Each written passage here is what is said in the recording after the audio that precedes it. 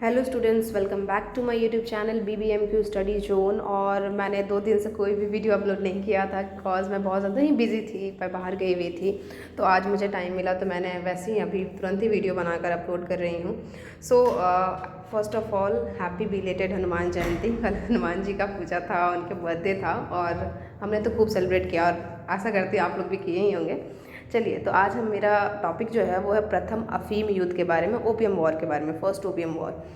तो 1840 से 42 तक ये चला था। और अगर हम इसमें देखें तो यूरोप के व्यापारी अपने व्यापार के सिलसिले में पूरी दुनिया घूमते थे। इंग्लैंड के व्यापारी विदेशों में व्यापार करने के मामले में सबसे आगे थे। इसी दौरान वो चीन भी पहुँचे। मतलब मेनली ये चीन में आए और यहाँ पे उन्होंने क्या किया, अपना कब्जा जठाना चालू कर दिया। देखो, ब्रिटिशर्स का यही था, इंडिया में भी आए व्यापार करने के लिए, ट्रेड करने के लिए, और यहाँ पर भी उन्होंने वही काम किया। चीन में इंग्लैंड के व्यापारियों के द्वारा व्यापार करना आसान नहीं था, उन पर कठोर प्रतिबंध लगे हुए थे। लेकिन यूरोपीय व्यापारी चीन के बाजार का परित्याग किसी भी सूरत में नहीं करना चाहते थे। इंग्लैंड का व्यापारिक संगठन ईस्ट इंडिया कंपनी किसी तरह चीन में अपना पांव पसारना चाहते थे। इधर चीनी सरकार ईस्ट इंडिया कंपनी के प्रभाव को अपने देश में खत्म करना चाहती थी। इसी वजह से चीन और ईस्ट इंडिया कंपनी के मध्य 2 युद्ध हुए, जिसे प्रथम एवं द्वितीय अफीम युद्ध के नाम से जाना जाता है। आप सब समझ गए होंगे इंट्रोडक्शन। अब इसे आप अपने लैंग्वेज में भी लिख सकते हैं, कोई दिक्कत नहीं है। तो चलिए आगे बढ़ते हैं। अब हम अफीम युद्ध के कारणों के बारे में देखते हैं कि अफीम युद्ध हुआ क्यों था, क्या रीजंस था उसके। तो पहला था, प्रथम अफीम युद्ध के कारण में से एक था क्योतो की प्रथा। इस प्रथा के अनुसार विदेशी व्यापारियों को चीनी सम्राट के प्रति अपनी भक्ति प्रकट करनी होती थी। उन्हें चीनी सम्राट के सामने जो 9 बार प्रणाम करना होता था। ये सिजदा वाला आपने पढ़ा था, बलबन के टाइम पे भी उन्होंने सिजदा जो इंट्रोड्यूस किया था। यह प्रथा ब्रिटिश व्यापारियों, ईसाई प्रचारक के लिए अपमानजनक था। उसके लिए ब्रिटिश सम्राट और पोप के अलावा कोई सर्वोपरि नहीं था। अतः इस प्रथा के कारण ईसाई धर्म प्रचारकों को और व्यापारियों के मान सम्मान को ठेस पहुंचती थी। अतः अंग्रेज इस प्रथा को समाप्त करना चाहते थे। इस प्रथा को समाप्त करना तब तक संभव नहीं था जब तक चीन पर ब्रिटिश की हुकूमत का प्रभाव न स्थापित हो जाती। तो ये मेनली हम लोग कल्चरल फैक्टर देख सकते हैं कि ये कल्चरल फैक्टर हो गया कि अगर आपको ऐसा करना पड़ेगा और आप नहीं करते हो तो इसका मतलब है कि आप मेरे विरुद्ध हो या मुझे लॉयल्टी पे नहीं कर रहे हो, मेरे लिए भक्ति पे नहीं कर रहे हो। तो यही प्रॉब्लम हो गया था चीनी और ईस्ट इंडिया कंपनी, मतलब इंग्लैंड, जो भी इंग्लैंड के वहाँ बसे हुए थे उनके बीच में, जिसके चलते प्रथम अफीम युद्ध का एक कारण इसे भी हम कह सकते हैं क्योतो की प्रथा। Then move to second one है व्यापारिक विषमता, मतलब इक्वालिटी लाना था ट्रेड में।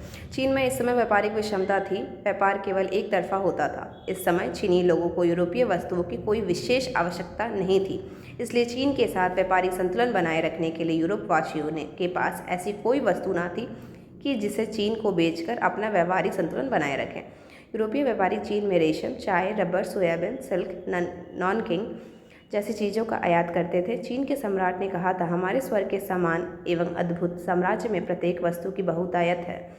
हमें किसी भी वस्तु को आयात करने की आवश्यकता नहीं है जिसे हम निर्यात के बदलने के विदेशी व्यापारियों को स्वीकार करें। चीनी सम्राट के इस कथन से स्पष्ट था कि उन्हें विदेशियों से कोई भी चीज़ों की आवश्यकता नहीं थी। अतः चीनियों को यह मान लिया कि विदेशियों से मनमाना व्यवहार कर सकते थे। विदेशी व्यापारियों को चीन में व्यापार करने की अनुमति तो थी, परंतु उन्हें पूरे वर्ष में निवास करने की अनुमति नहीं थी। इसके अलावा चीनी अधिकारी विदेशी व्यापारियों पर अपना नियंत्रण स्थापित कर रहे थे। अतः ईस्ट इंडिया कंपनी इस व्यापारिक विषमता को दूर करने का प्रयास कर रही थी। देखो गाइस, मैं ऐसा समझा नहीं रही बिकॉज ये तो पूरी हिंदी में से एक बार अच्छे से रीड करोगे तो आपको समझ में भी आ जाएगा अच्छे से, और इसे आप अपने लैंग्वेज में भी लिख सकते हो। जरूरी नहीं है कि जो लिखा हुआ उसी लैंग्वेज में आप लिखो, ठीक है। देन है व्यापारिक संतुलन बनाने के लिए ईस्ट इंडिया कंपनी का प्रयास। देखो, व्यापारिक संतुलन जब पहले तो हमने पढ़ा कि विषमता थी, जो वो चाहते थे वही होता था, जो चाइनीज चाहेंगे वही होगा। बट अब उन्हें क्या चाहिए था, ब्रिटिशर्स को, कि हमें भी इक्वालिटी मिले यहाँ पर और हम यहाँ पर आराम से ट्रेड कर सकें और फ़ायदा बना सकें। तो थर्ड वाला हो गया व्यापारिक संतुलन बनाने के लिए ईस्ट इंडिया कंपनी का प्रयास। उन्होंने प्रयास चालू कर दिया, जिसमें से कुछ काम किया। उन्होंने चीन में व्यापारिक असंतुलन की वजह से ईस्ट इंडिया कंपनी को कोई विशेष लाभ नहीं पहुँच रहा था।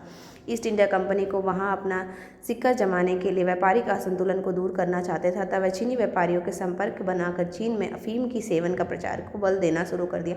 देखो, अफीम को लाए, उन्होंने लोगों को एडिक्ट कर दिया उससे, और फिर क्या होने लगा, लोग वहाँ पे बहुत जल्दी जल्दी अफीम से एडिक्टेड होने लगे और खरीदारी बढ़ गई तो पूरा प्रॉफिट कहाँ जाएगा, ब्रिटिश को।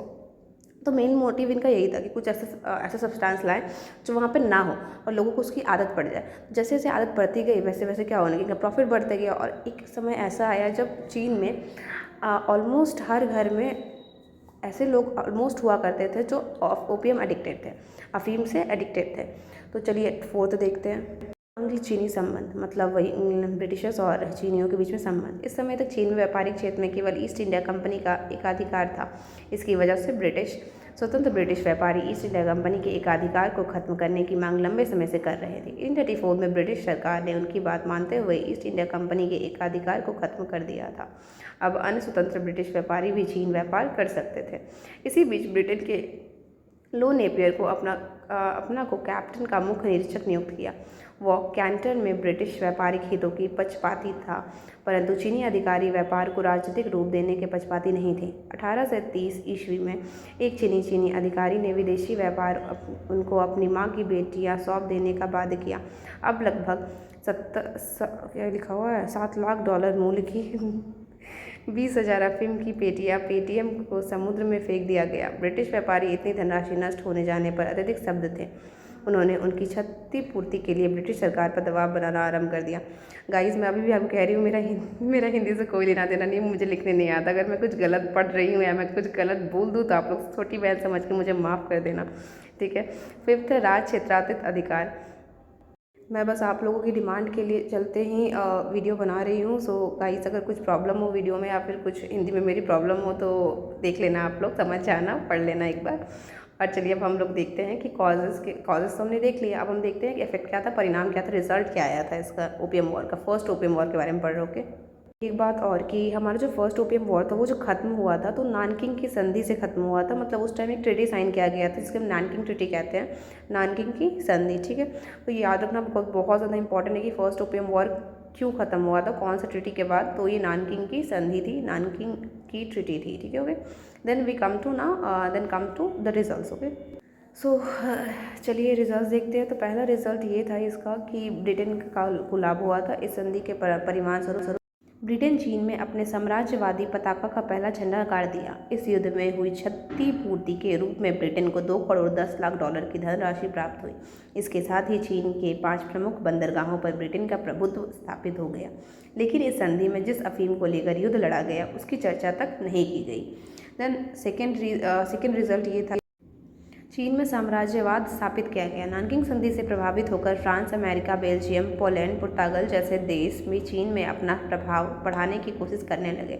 उन्होंने बहुत से संधियों से द्वारा चीन में अपना प्रभुत्व स्थापित किया। इस प्रकार चीन में बहुत सारे विदेशियों का अड्डा बन गया। इसके साथ ही चीन का आर्थिक शोषण शुरू हो गया। इसके बाद चीन का द्वार साम्राज्यवादी शक्तियों के लिए खुल गया और वह एक अंतर्राष्ट्रीय उपनिवेश बन गया। तो गाइज़, आई होप कि आपको वीडियो अच्छा लगा हो तो प्लीज़ लाइक और शेयर कर देना और प्लीज़ सब्सक्राइब कर दो। मेरे चैनल का अभी 84 है, एटलीस्ट आप लोग 500 तो कर दो गाइज़। और एग्ज़ाम है 12 से, तो मन लगा के पढ़ो और सबको राम राम। चलिए, गुड नाइट।